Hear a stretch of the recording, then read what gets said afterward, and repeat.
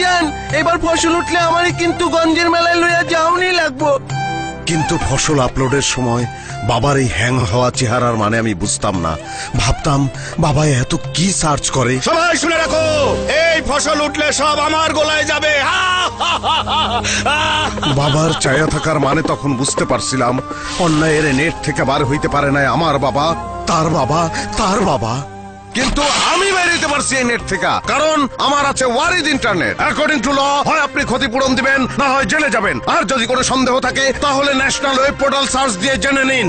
এরা এত কিছু জানলো কেমনে? দিন বদলাইছে না, এখন আন্তজেলা বাস থেকে নেমে সোজা বিশ্ববিদ্যালয়ে এসে বন্ধুর খোঁজে নেমে পড়ে আব্দুল মতিন। কিন্তু না, কোথাও কোনো বন্ধু হচ্ছে না তার। কেউ কি তার বন্ধু হবে না? এই, একটু সম্ভাবনা দেখা যাচ্ছে, কিন্তু কি আমার কোনো বন্ধু নাই, কেউ আমাকে পছন্দ করে না। এ জীবন আর রাখবো না, মরে যাবো। এই অভিমানী বালক, ডায়লগ সবাই জানে। আমার বাবা যতগুলো চাবুকের আঘাত তোমার গায়ে করেছে, ততগুলো চাবুক আমি আমার গায়ে মারবো।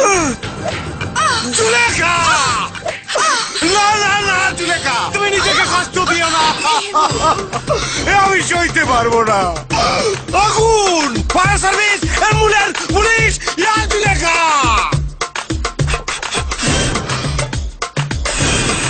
জুলেখা,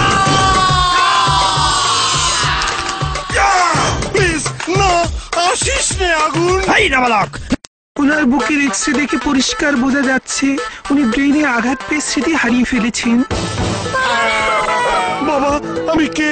মা, আমি কোথায়? শেরিন বোন আমার, আমি তোকে চিনতে পারছি না কেন? মা, সুরভি আমার কবে হলো? এই ডাক্তার, আমার কিডনি ঠিক আছে তো? আমি কাউকে চিনতে পারছি না কেন?